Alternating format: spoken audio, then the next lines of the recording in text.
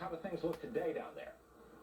Well, they look a little bit better, Don. I mean, you can see some of the cleanup going on behind me. There's far less rubble. We have more answers today. The St. Cloud Times says that the downtown starts its recovery. But there's also, as you know, an emotional recovery that needs to be made here. And people are making that in their own way, one person at a time.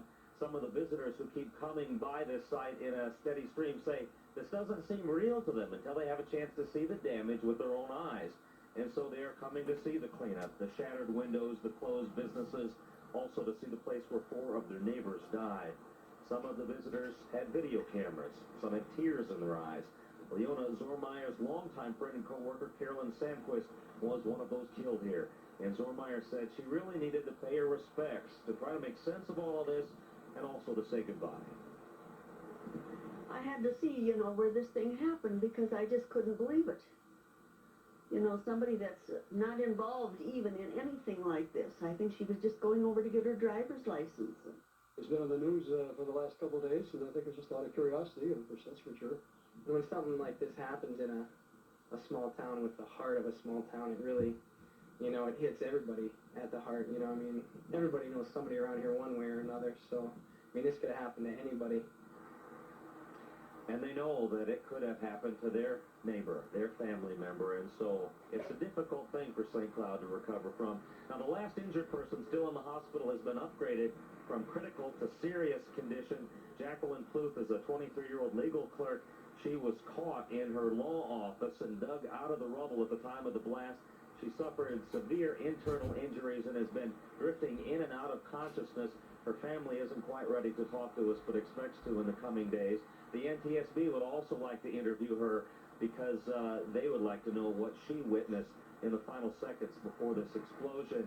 You can hear behind me the grader scooping up this debris and see the fire hoses working back here. They're hosing down the streets because there's a fear a great deal of asbestos was released in the dust when these buildings blew up. And that's just one of many things they're having to deal with here. Another is the, the security of the buildings inside. Those buildings that are still standing may not be all that intact, and that's a problem that Bill Hudson's been looking into today. Bill, what do you find? That's right, Dennis. After a weekend of debris removal and close inspection of these downtown buildings that were badly damaged by the blast, much of downtown St. Cloud went back to work today, but for some business owners, their buildings are too badly damaged and will have to come down.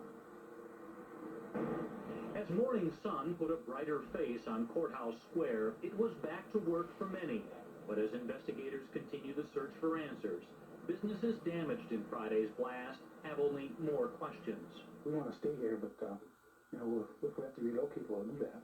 Stearns County Abstract owner Gary Steffes was able to reopen today, despite the dust on walls and hairline cracks above the ceiling. His is one of 14 downtown businesses with damage, the worst of which are red-tagged and will likely be torn down. The engineers and myself did not want to enter the building. It is that dangerous.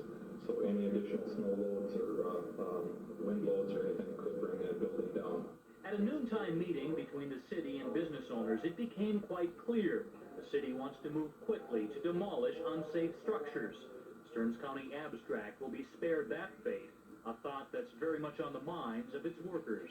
First concern, everyone was a little bit scared to come back into the building after, the explosion and wondering if it's safe to come back. Now, there's a great deal of concern about this building behind me. That's the Stearns County Courts Facilities building. It was built just 7 years ago at a cost of around $2 million. They were concerned because that was directly across the street from the blast. It appeared to have suffered some major structural damage. That, of course, is the brain center for all of the courts work that goes on here. They had to move a lot of records out this morning, Don, just to carry on court in another building. But late word is that the structural damage does not appear as significant as earlier thought. Don? All right, Bill, thank you very much.